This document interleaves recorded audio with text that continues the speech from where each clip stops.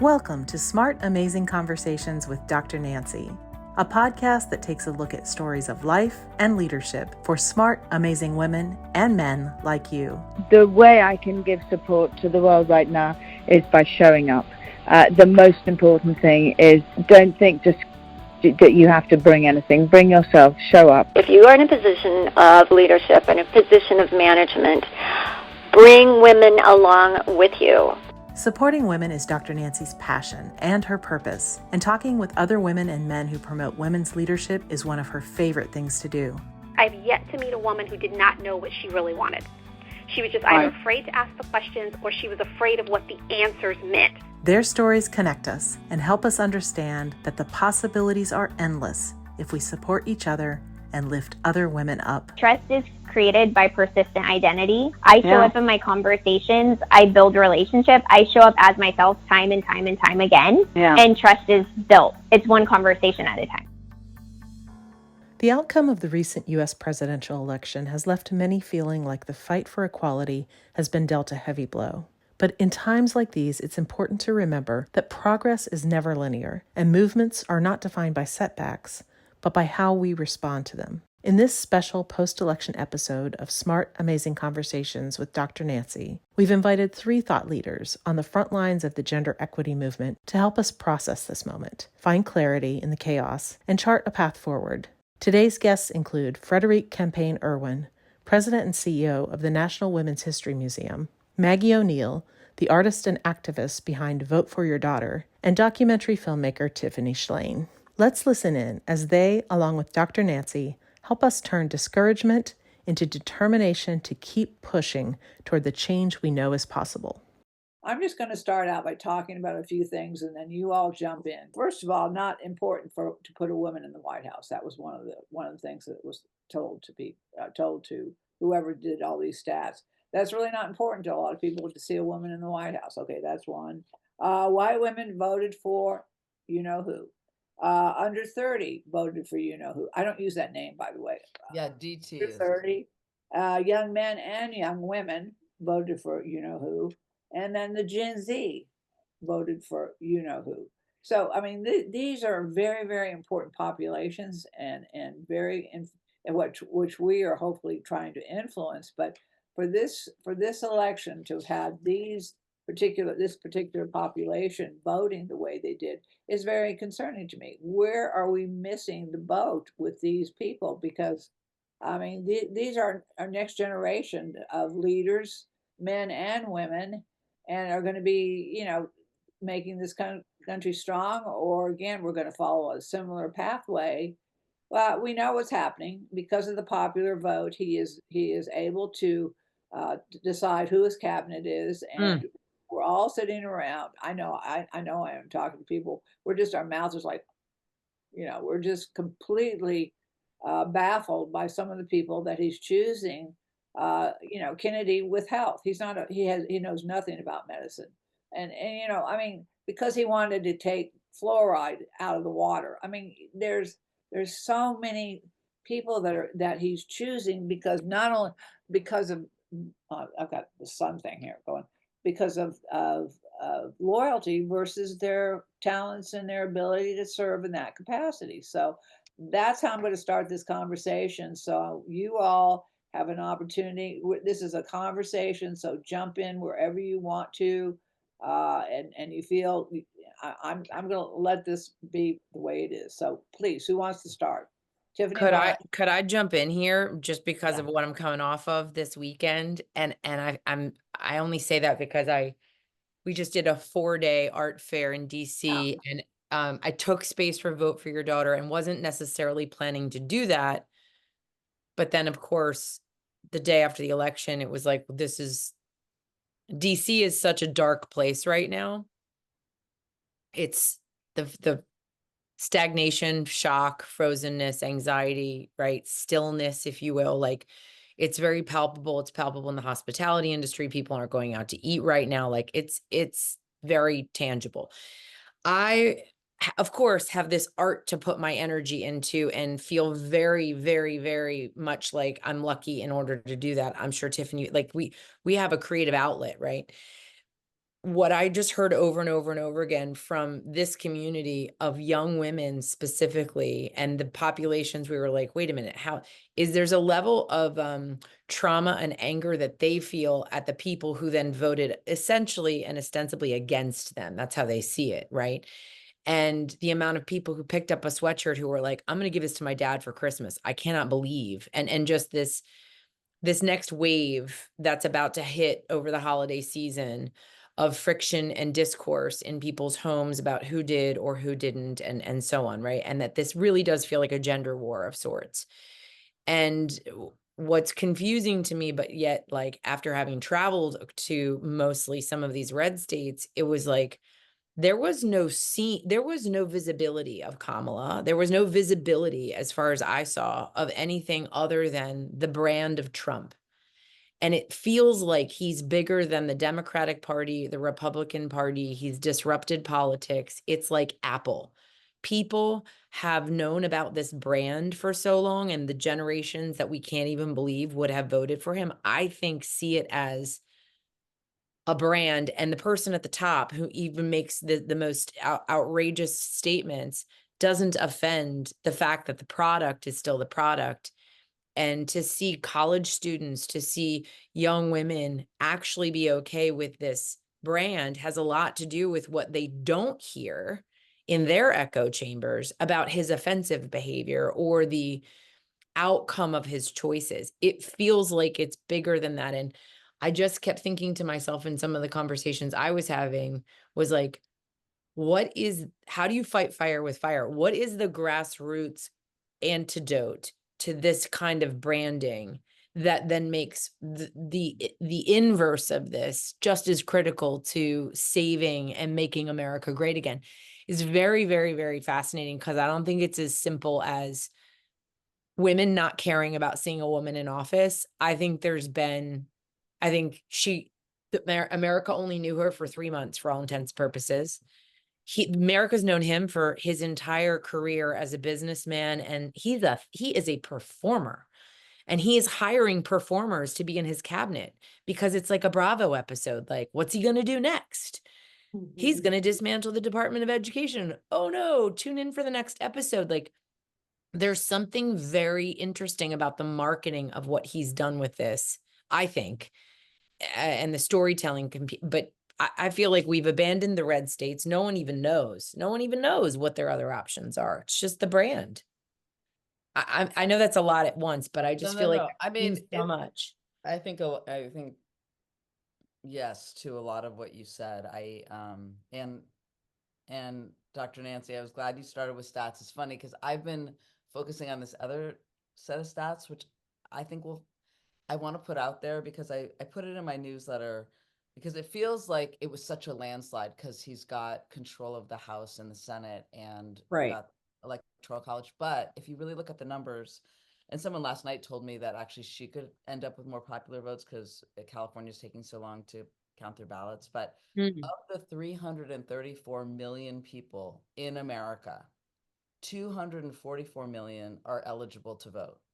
So first of all, only around 60% of eligible voters voted, which is super frustrating. How could you not exercise that right? But then if you look at that breakdown of who voted, it's, 75 million voted for DT, which is what I'm going to call him. And then 72 million, 0.5 voted for Harris. And that was when I wrote this newsletter last week. And I've heard that number is getting closer and closer. So to me, that's actually a much more divided country than landslide. And it feels like a landslide because the map was so red in the Electoral College and where he won. But the other stat that I really thought about a lot is that 44% of the voting men in our country did vote to elect a woman in the White House. Really? 44% of women did not. So Wow. those stats to me, I find incredibly interesting because divided House, it is not a landslide. And I think that's really important to hang on to and where we live in this country. Because I feel very fortunate to live in California because of the sanctuary state that we are with reproductive rights and so many issues that I care about, which is why we pay higher taxes and all these issues. But it helps me to hear that number, that 44% of the eligible voters that were men did want a woman in the White House. And I do agree that, you know, it is very frustrating how long I don't think Biden should have went for the election again. I mean, but yeah, you know, we could talk, like, I took kind of a news diet break for a while because I was reading so many analysis of the why. Yeah. And I was feeling at a certain point, I needed to protect my soul and brain. And I have been trying to actually, and I'd be curious I'm trying to actually retrain my habits. I was on the news apps like 12 to 15 times a day. I was listening to it when I was cooking, and I am not anymore. I'm like, okay, the last time he was in office, it took over my life. And I'm feeling, and I would love to hear, before the podcast started, the conversation started, I was like, you know, the last time that he won, I had a ticket to DC. I brought my husband and I went with our daughters. We marched in 2000, you know, the Women's March. I am not having that same feeling that that's what I want to be doing. And I'm really curious about what everyone is feeling in terms of what, I mean, yes, there's creative outlet for sure, but in terms of organizing, and I know we're all still recovering, but Fred, I'm so curious what you're thinking about the National Women's History Museum, and just, you're also in DC, which I think is super interesting that you're both there. Yeah, I don't disagree with Maggie. It sucks being in, with Maggie. It sucks being in DC right now. You know, most of my peers and neighbors, as an example, have kids in college or about to go to college. They're mid-50s. If they work for a government agency, they're petrified about who's going to be leading it. It's a terrible time to leave a job and try to find a new job if you're a woman in her mid-50s. Like, it's it's very traumatizing, I think, for a lot of Washingtonians. And not to mention, what's the number, Maggie? Like 94% of Washingtonians voted Democrat. Like, we're like a super insulated bubble here who it feels like, you know, the train is coming. I think that, you know, there's a lot of things. So let me answer your question first, Tiffany. I don't know what January is going to look like and feel like. But I'll tell you kind of how I'm approaching it personally. And the National Women's History Museum is thinking about it. We were caught unaware on Wednesday. I was caught unaware. My team was prepared. I was unaware. They had given me all the comms, right? Like, if she wins, if nobody's decided if he wins. I was like, this thing's not going to be decided till Friday. I'll get to this on Friday. So Wednesday morning, I was like, oh shit. Like, how am I messaging this, right? And the next thing I did once I figured out how to message it is I started calling our donors. And we have I specifically picked like the donors in California, in Texas, in Florida, in the spread states. And many of these women are older, you know, and one woman in particular, I called her first in Texas, and she just sounded so sad and so defeated. She said, you know, I'm in my 80s, and since I was 6 years old, I've been waiting for the day for women to be valued. And I don't think I will ever see that. And she's like, she was crying and I was crying. And I'm like, oh my gosh. So eventually I get off the phone with her and I call the next gal in Florida. And the next woman is 84, sharp as a tack. And she's like, I'm like, Cynthia, how are you doing? She's like, well, you know, I'm so disappointed, but I'm doing the only thing I can do instead of reading the news. She's like, I've picked up this book. So maybe some of you guys know the author Philippa Gregory, because she's written a lot of historical fiction about women. Oh, she's so great. But she recently wrote a book called Normal Women, 900 Years of Women's History That Was Not Told, and it starts in England.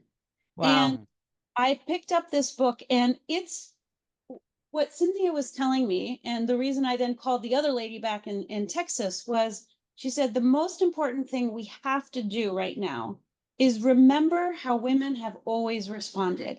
And I don't mean it's like, let's persevere and just be strong, but like actually remember the stories that have been eliminated that will completely refuel us. So as an example, something I had no idea, you go back to like the early 1000s in England, the Normans come over from France, they take over and they basically like impose all this stuff on the country of England, including all these rules on women. Well, those smart women realized where the loophole was, which was religion. So they started creating these nun, like, what are they called? Where the nun lives? Not a monastery. I forget what it's called. I mean, you're talking to 25 years of Catholic school, and the fact that this is not like, I know, me too. I can't remember either. Hey, what's the name of it? It's like a because I was always in trouble and I had to go. I'm a Jew, but I know this term. It's a But you guys, these women started creating massive business within these. So they created that in response to having their rights taken away. They came into these, lack of a better word, monasteries, and started creating trade and like sales, and like they had households of like other nuns basically who had different jobs, and they were publishing things. And so anyways, my point is, while I don't know, that's a good, it's just like the resourcefulness of women, that innovation that takes place under pressure also is really interesting. It just sucks that the pressure has to continue, and that women like this woman that you're talking to, that's the heartbreak piece of it, right? But the we had a panel discussion where there's one woman who's an arts therapist, and she was like, listen, women have to remind themselves that in order to get in the ring, in order to persevere, we also have to have calm bodies, to have calm minds, to actually handle what we're up against. And women do not take care of themselves because they're so quick to take care of the other crisis right in front of them rather than take care of themselves. She really had a lot to say about, and she was talking to a room of women who are feeling all the things you just mentioned. These are people who are concerned about their jobs, they're concerned about their families, they're concerned about the community that we live in, but also the greater picture. And I feel like there's and listen, it could just be DC, but at least from some of the stuff I experienced, and it was obviously very molecular, but like in Tennessee, to have men and women come up, I mean, I did some subversive stuff at Dollywood, which felt really good, but to have like men and women come up and say, like, what do I do with this? What do I do with the energy that I have? Like, there is unbridled energy just sitting out there that could be, in my opinion, really tapped. But to your point, Tiffany, like, I don't know how I feel about January. I don't know about what to do in response right now, where we protect our energy a little bit so we can be ready versus go getting, like, there's some people, it's because of the definitely fatigue that everyone feels. Yeah, I mean, Dr. Nancy, I'm so curious what, like, for January, or I mean, you know what I think, Tiffany, you need to bring 50 women out again. I think we need to pound the pavement with what women have accomplished. I mean, this is why I joined the ERA Coalition. This is why I joined the National Women's History Museum Board. It's about promoting women. We have always been talented. We've always achieved and mastered many, and invented many things. Mileva Einstein, she did the math for the theory of relativity. We have to pound the pavement and keep talking about how special we are, and the fact that women have been great leaders all over this world, but maybe not in this country, but all over the world, and historically continue. I mean, the stories are valuable. I mean, we can go down with the negative. We can go down that. We know what's going to happen in January. But yeah, I will guarantee you what's going to already happen, that probably will happen even before January. These people that he's appointing, they'll be there maybe a month or two. He'll fire them. They'll rehire. I mean, it'll be a firing, hiring, and people will start to recognize the fact this is the most unstable group of people they've ever met. And if they don't begin to see that, it doesn't matter. But we go along with our business as usual. Right. I'm not stopping what I'm doing. I'm going to continue to do my podcast. I'm going to continue to promote all the organizations like you all. As long as I'm around this world, I want to leave a legacy for my daughters, their daughters, and my grandsons. I want to leave a legacy, and I hope that this is something we talked about yesterday about Biden and Kamala also, and is the leaving ERA. a legacy. Why not do that? Do you think that do you have any something positive? Do you have? I totally agree, and I'm like, do you think that is in the realm of something that could happen? I mean, I wrote to someone that's directly connected to Pelosi saying, what is this possible? Why can't this happen? Why can't this happen? Well, and Zacchaeus, we're in the middle of all this. The ERA coalition, of course, is in this. The board meeting was a little hot, to say the least, and this was just a few days before. It was pretty hot. Carolyn Mahoney was on that call. The bill that they want to rewrite the bill. There's back and forth, but there are people that are making calls. We need four Republican votes. I mean, we need four votes in the Congress, but we also want to call 4 Republican congressmen would tip us. But we need somebody to talk to Kamala and talk to Biden, which they're going to do, about getting this thing passed, getting it. I mean, get rid of the timeline and push it into the Constitution. Here's my question, though: if they got it passed, published, would DT be able to like reverse it or no? I mean, that's what I was thinking. Is like, if it happens, is there a universe where it stays, or does he have the power to completely undo it the second he gets into office? Did they talk about that? What's the term? You throw it on the wall and see what sticks. Yeah, I mean, to me, even if it's symbolic, I mean, like, what do we got to lose? We don't have anything to lose. We've got to move forward the way I mean, Maggie, you're not going to give up doing what you're doing, are you? No, this is like, none of us are going to give up doing what you're doing. No, none of us are. I think. No. And then Fred, she's in the middle of this thick and thin, because we are going to continue to talk to people who are going to start flipping. We're going to see people flipping because they're going to they're already looking at this incoming possibility of it. In the midterms. Like, oh my God, what is that? And so, for those Americans that don't know what those people are, which is, by the way, most of those voters, they're just voting for the brand that their neighbor. And I think so many women voted for him because they just didn't want to fight with their husbands. They didn't want to deal with this. They just towed the line. I think the passivity and the fatigue caused some of that. But when they have that aha moment or they see the impact, the problem is people have to feel the impact of what they've done in order for them to they're going to feel the impact very soon. I mean, the health department, I mean, and the Department of Education, I mean, I think what you're saying is right, is that there's so many gigantic things that he just put into place that are going to have ramifications that people are going to feel.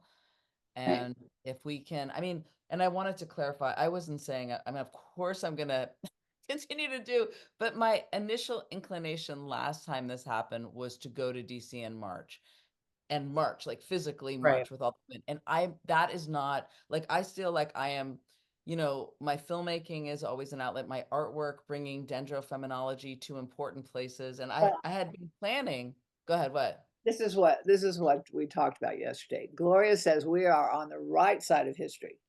We're going to be on the right side of history because we're going to do the right thing.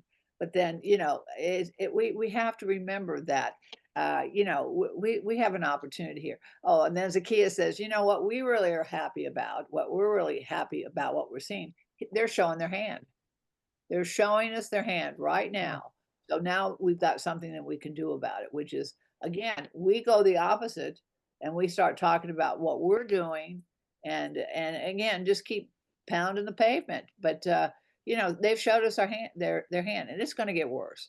He's going to get more and more people that are totally inappropriate, no experience in offices that they should never even, what is it? The Fox guy. Now he's going to be,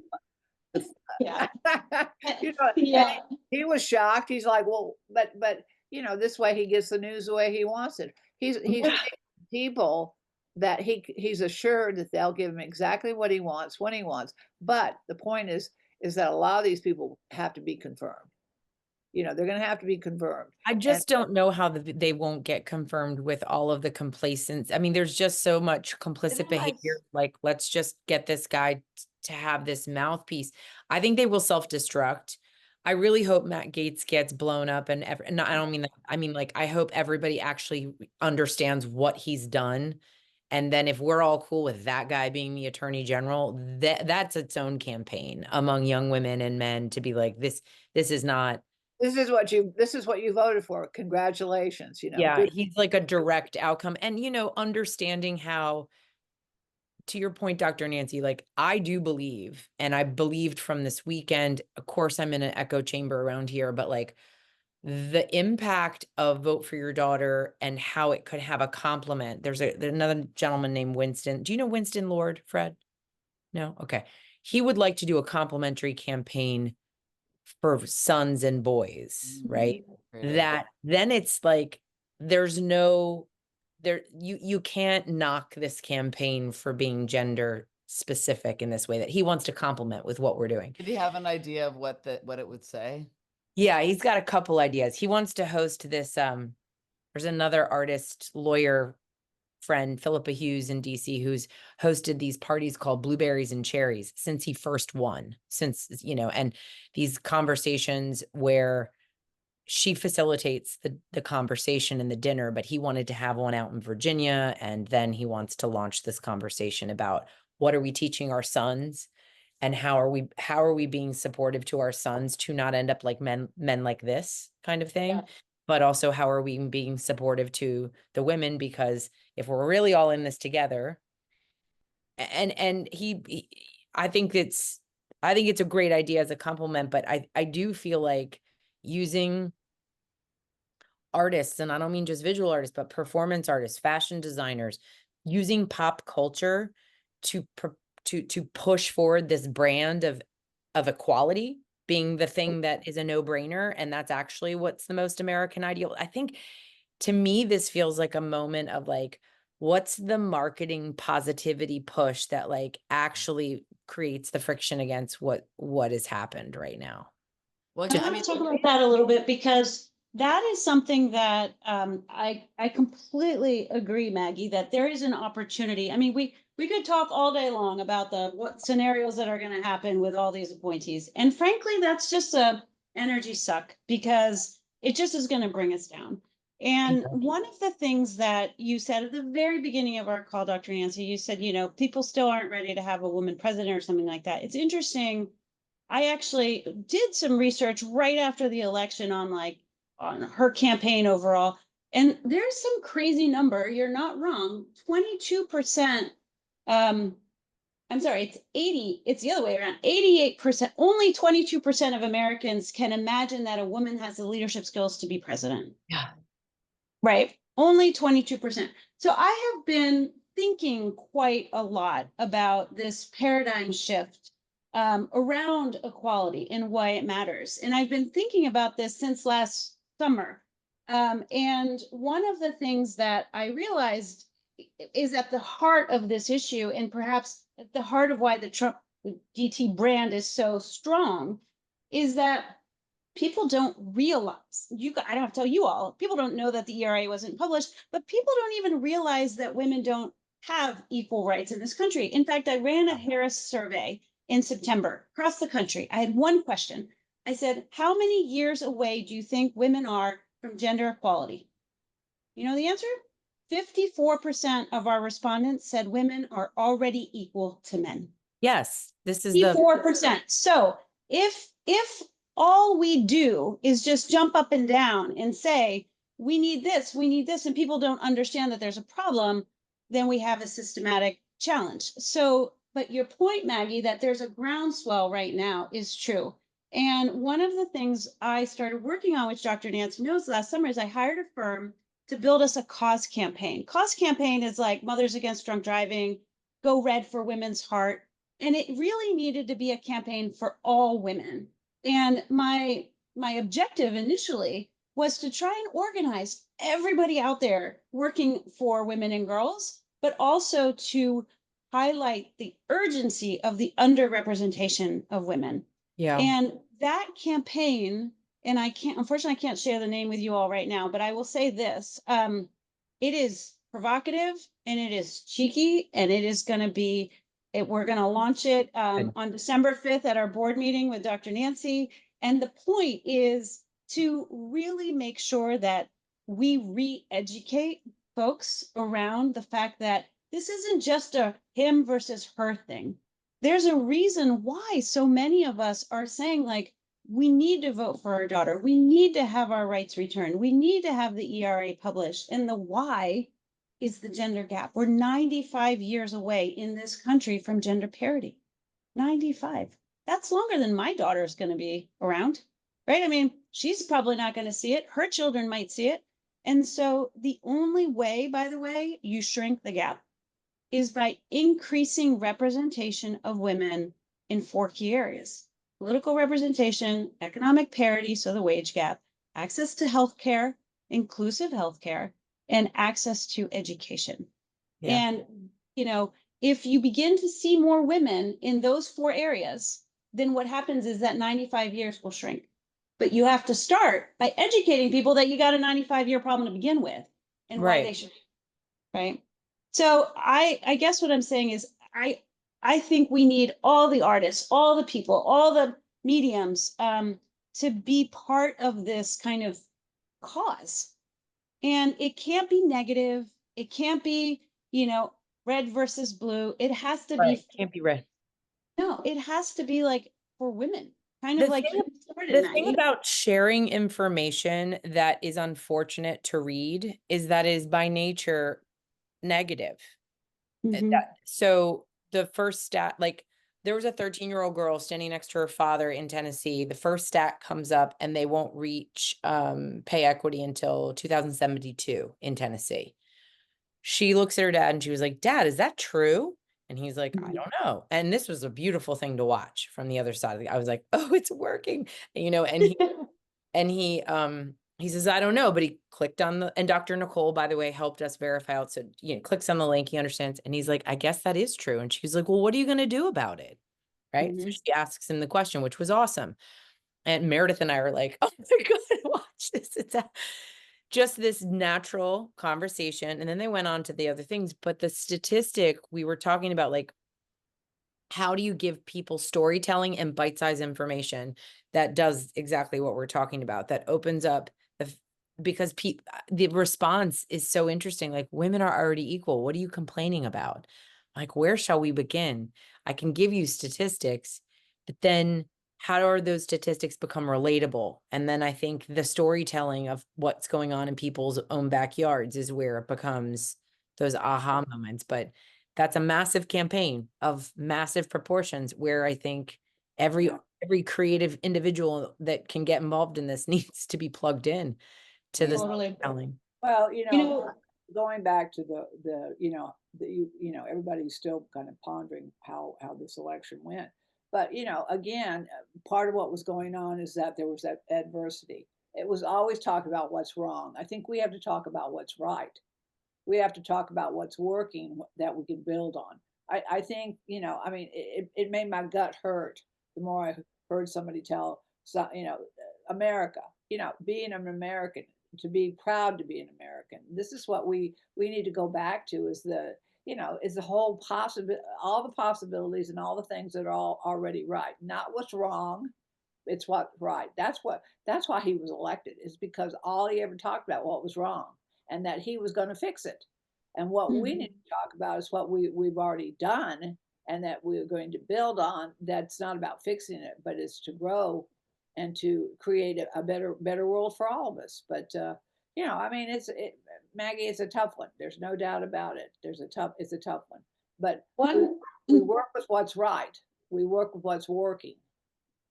Something that worries me a tiny bit, Dr. Nancy, is, America's 250th, right? The 250th anniversary of the signing of the Declaration of Independence, next July 4th, 2026. That has been positioned as what you're talking about. It is nonpartisan, non-political. It has the second largest caucus of bipartisan leaders on the Hill. It is meant to say, like, let's be proud to be an American. Let's remember where we've been. Let's look at where we are, and let's define the future. It's led by Rosie Rios. She's put together this incredible strategy and implementation plan. And one of the things that really broke my heart the other day when I was listening to or reading something about Elon Musk and Vivek's, reimagine the government structure. Oh my God. These, let me just, you fill in your adjective. These guys are going to announce this idea for a new government on July 4th, 2026. No, they're not. Yes. So rather than use that moment as a let's come together and honor what we've done, the democracy we built 250 years ago and where we are and where we're going, they're using it as a date to break the whole thing down. So, I have to verify that news source. Anything's possible these days. Who knows what you're reading? But that's what I heard and that's what I read. And I'm frustrated because it's this continuation of negativity of this is broken, only one brand can fix it. Only these men can fix it. Yes. Oh gosh. Where are you? Okay. So anyways, yeah. I'm going to go back to the stat that I started with. Yes. Half 244 million. I just want to say it again because of the 60% of Americans that actually vote, it's almost half and half. And it actually might be the end when the votes are counted that more people voted for Kamala. Okay, and this goes back to Dr. Nancy's point is if you read the news, the framing of it all, not very many people wanted to vote for a woman.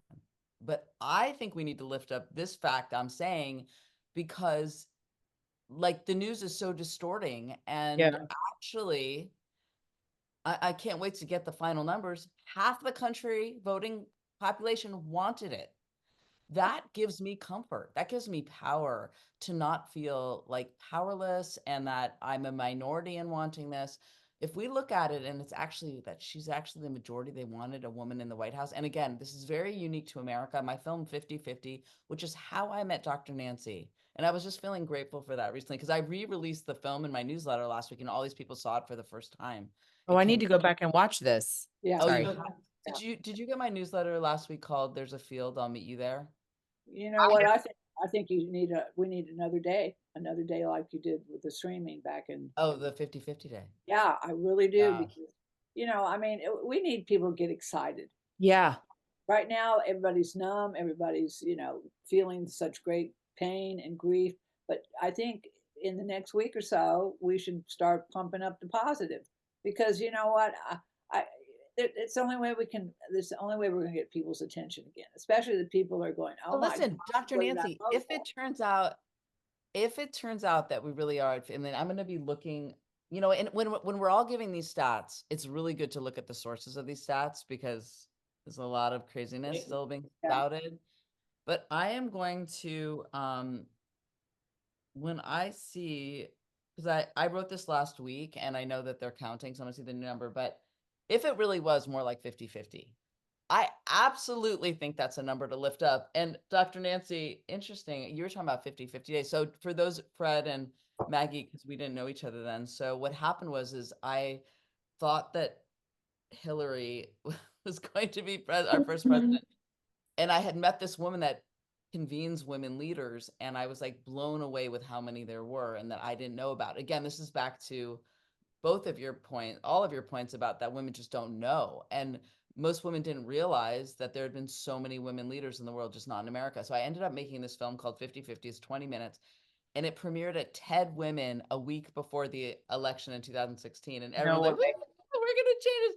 And then, of course, the outcome happened. And that next morning, I woke up and I'm like crying, totally sick to my stomach. And I thought, we're going to do a 50/50 day. And it was a global day.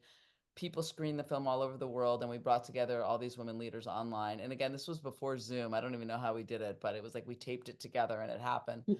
But we did it for 2 years. Like we had a billboard in Times Square. We were like all these amazing groups. I'll have to look at the number, but that was really where I poured a lot of my energy last time. So I have to think about that, Dr. Nancy, because I'll think about it because, again, I was one of those people sitting in the audience watching that film and that documentary. And then I was also in the audience when Take the Lead took their first steps to lead women's leadership. So I can guarantee you there are many, many, many women and girls, men and boys want to see that, want to feel that. their skin to tingle and their hairs to stand on ends. And, because, like I said, the grief that people have been feeling, the pain that people have been feeling, I don't hear a lot of people jumping up and down and go, I voted for so and so, I'm so excited. I don't hear any of that. I think people are still very afraid to even tell anybody who they voted for fear of repercussions. Think about that. People do not talk about who they voted for. Somebody sent a note, and I guess they sent it to the wrong.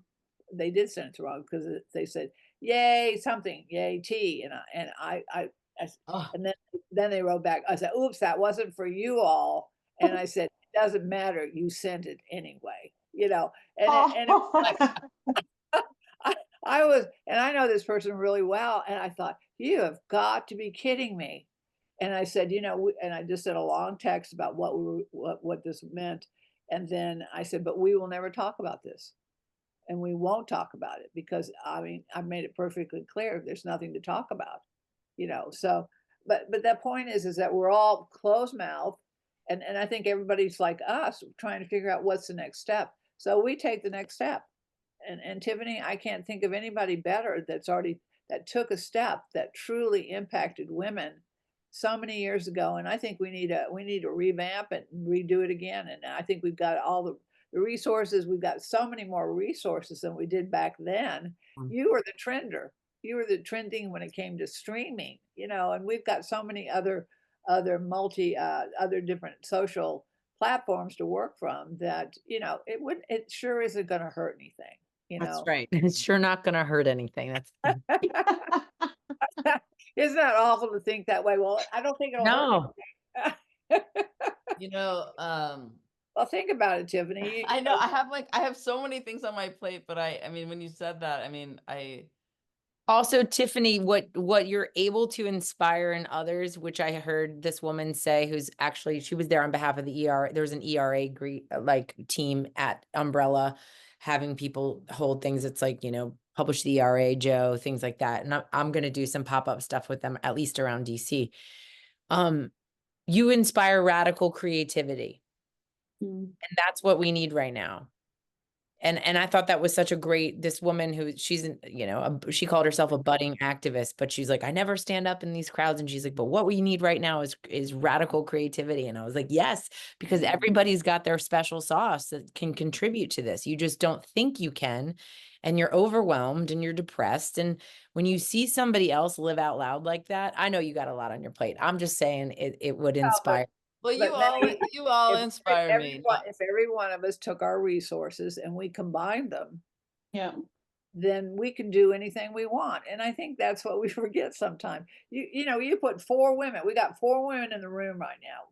We could sit down and we know the problem. We could look for the solution and we can find a budget. That's what women can do once they decide to do it. So you know what? It's now 45 minutes into this conversation. I know we could probably keep going forever, but the point is that we have to take the next step, which is to be positive.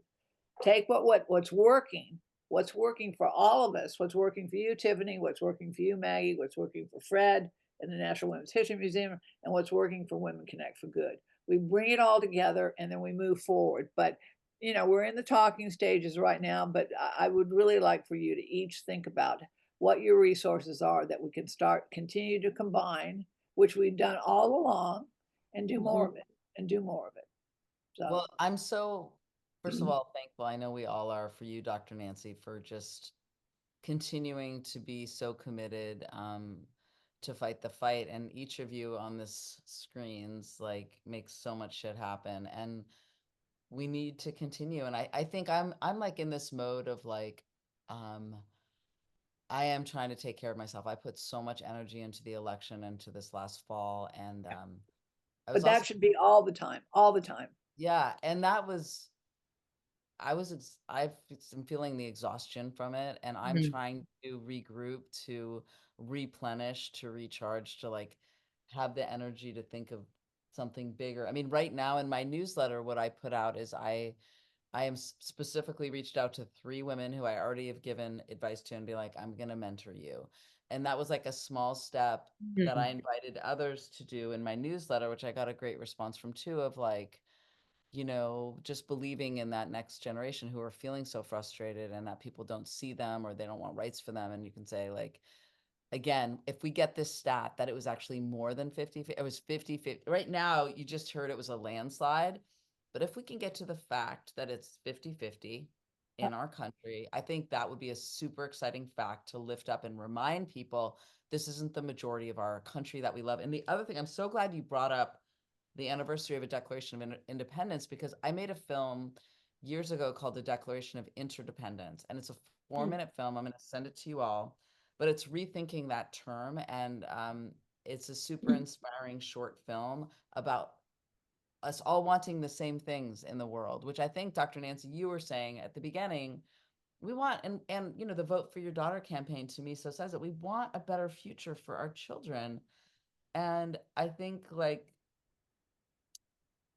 remembering what connects us again and not what divides us, which I think their whole campaign was such a division campaign, and her campaign was a uniting campaign. I mean, it was joy, it was uniting. And again, it didn't win. And I know there's a lot of analysis on the why, but if at the end of the day she got more votes, I want to lift that fact up, because I think that's going to be like balm to the soul of the women that feel like that isn't true. Like, what if that was true? And that would be a fact I think would be very, even if we didn't win, but that the majority of human beings, earthlings on this planet. Look at the time frame that she had to Right. get it. Right. Right. Right. She'd had another year, she'd had a whole year, Yeah. but that was yesterday. Yes, that was yesterday. We can't do anything about tomorrow, but today is the present. So I'm gonna let you all, I'm gonna stop here, because I want you all to think about how we can use each other's resources, combine them, and other organizations. And Zakia, the ERA Coalition, Take the Lead, Gloria Felt. We've got some great organizations that we're involved with. And so we just challenge each other to see what we can do positively together. I love that. Thank you. And I love seeing all of you. It was so good to hear from each of you. And listen, you two in DC, I'm feeling it. Come to California if you ever want a little break, because it still feels. I'm going to see both you guys in a couple of days. Oh, nice. Yeah, we're going to be in. Well, we're going to be in Maryland. We're going to cross the Potomac, and then we'll be in Maryland. But I'm just about to cancel my Airbnb in Maryland, which is all I could get for that January weekend that I booked like 5 months ago. So anybody need an Airbnb? And listen, much love to all of you. It's so good to see each of you and hear what you're thinking. I think that's so helpful to hear what everybody's saying. You all have an amazing day. Remember how special and unique. You're one of a kind. There's nobody like you in the whole wide world. So when we all come together, just know how unique that is. So, right back at you. Thank you. Thank you. See you Thursday. If you enjoy these smart, amazing conversations, please subscribe, rate, and review them on Apple Podcasts, Spotify, Amazon, or wherever you listen to your favorite podcasts. And read and enjoy more amazing stories in my books, In This Together, How Successful Women Support Each Other in Work and Life, and Leading Women, 20 Influential Women Share Their Secrets to Leadership, Business, and Life. Thank you for listening.